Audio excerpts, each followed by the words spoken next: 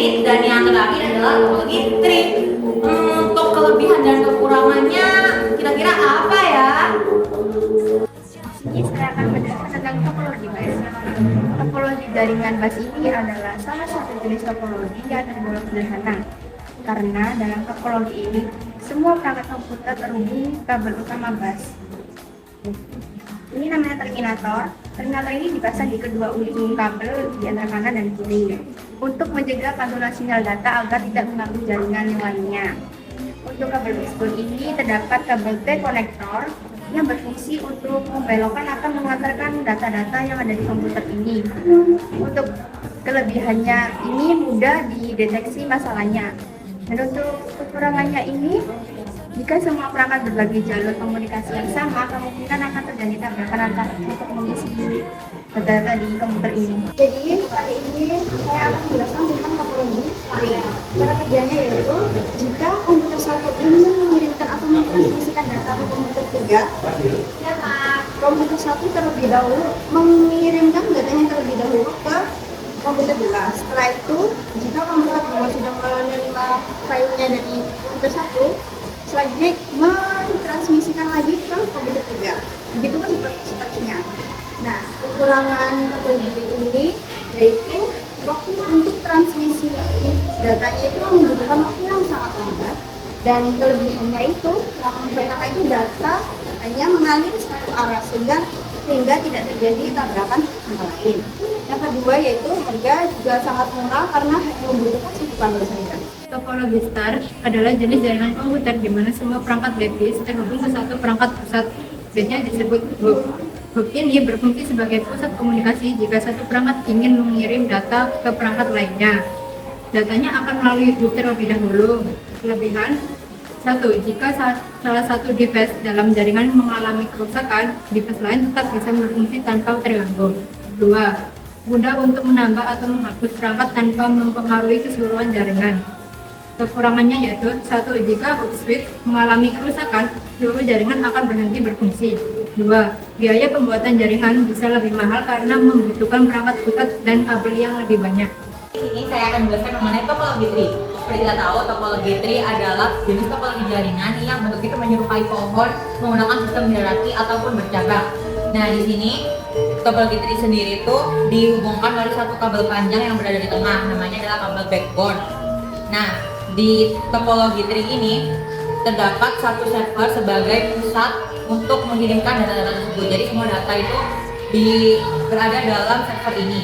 Jadi di server ini dihubungkan ke switch di kanan dan juga di kiri. Di switch ini akan menyalurkan datanya kepada node yang berada di bawahnya, itu di 1, 2, dan 3. Dan di sini juga, di sini akan menyalurkan datanya ke dua switch yang berada di bawahnya. Jika server memiliki kendala ataupun rusak, maka akan mengaruhi semuanya. Karena kan sebagai pusat, jika pusatnya itu rusak, maka semuanya itu akan terpengaruh. Namun jika yang rusak hanya satu switch yang berada di sebelah kiri, maka yang terpengaruh adalah node-node di bawahnya, namun tidak memengaruhi node yang sebelah kanan. Tapi jika perangkat dari salah satu switch ini tuh rusak, cuma mempengaruhi dirinya sendiri. Jadi untuk yang sebelah sini masih aman. Untuk kelebihan dan juga kekurangannya, kelebihannya sendiri, yang pertama dapat digunakan untuk banyak perangkat. Yang kedua, biayanya relatif murah. Dan yang ketiga, mudah untuk menambahkan node. Nah, untuk kekurangannya sendiri, pertama, ketergantungan pada switch. Nah, kan tadi sudah dijelaskan kalau misal switchnya rusak, maka node yang dihubungkan itu bakal terganggu semuanya. Yang kedua, sulit untuk mendeteksi kesalahan. Dan yang ketiga, sulit dalam pengamanan data. Di sini kita berdua akan menjelaskan tentang topologi mesh. Topologi mesh adalah jenis jaringan di mana setiap perangkat node terhubung langsung dengan semua perangkat lainnya. Tidak ada perangkat pusat, semua node dapat mengirim, menerima, dan meneruskan data secara langsung. Membuatnya sangat canggih, tetapi membutuhkannya lebih banyak kabel dan konfigurasi. Dan topologi mesh ini memiliki kekurangan dan kelebihan. Yang pertama adalah kelebihan topologi mesh. Yang pertama adalah topologi mesh ini mampu mendeteksi kesalahan atau gangguan dalam jaringan dengan cepat. Yang kedua, jika salah satu komputer dalam jaringan bermasalah, komputer lainnya tidak akan terpengaruh karena banyak jalur alternatif. Dan kekurangannya yaitu 1. Biaya implementasi yang tinggi, karena setiap perangkat perlu dihubungkan dengan perangkat lain. 2. Jumlah kabel atau node menjadi sangat banyak sehingga meningkatkan biaya perangkat keras. Yang terakhir ada topologi hybrid, yaitu gabungan dari beberapa jenis topologi. Nah, kali ini kita tuh memakai jenis topologi ring dan juga topologi star. Sama seperti cara kinerja topologi ring dan juga topologi star. Jadi salah satu node akan dihubungkan ke switch. Nah, untuk memperoleh data. Jadi dari data yang diperoleh tadi akan dihubungkan melalui satu kabel individu ini yang saling terhubung satu sama lain ke node yang selanjutnya.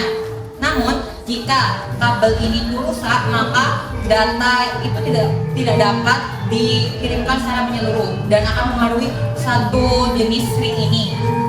Untuk selanjutnya yaitu star.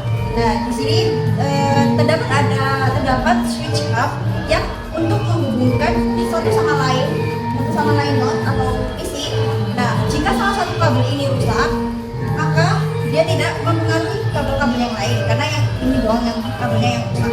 Tapi jika switch hubnya yang rusak, ini kan pusatnya, jadi dia itu tidak bisa mengirimkan atau mentransmisikan data ke yang lain. Dari cara kerja topologi hybrid tadi, ada kelebihan dan juga kekurangan dari topologi ini. Kelebihannya yang pertama, topologi ini biasanya itu digunakan untuk jenis jaringan yang ruang lingkupnya itu lebih kompleks dan juga besar, seperti di perusahaan maupun di universitas. Yang kedua, kinerjanya itu cukup stabil. Dan yang ketiga, kecepatan untuk transfer data itu lebih cepat dibanding dengan topologi yang lainnya. Selanjutnya yaitu kekurangan topologi hybrid ini. Yang pertama itu membutuhkan biaya yang cukup mahal karena membutuhkan kabel yang lumayan banyak. Yang kedua itu proses pengolahannya yang sangat tinggi. Dan video penjelasan dari kami semua. Mohon maaf bila ada salah kata atau pengucapan. Wassalamualaikum warahmatullahi wabarakatuh.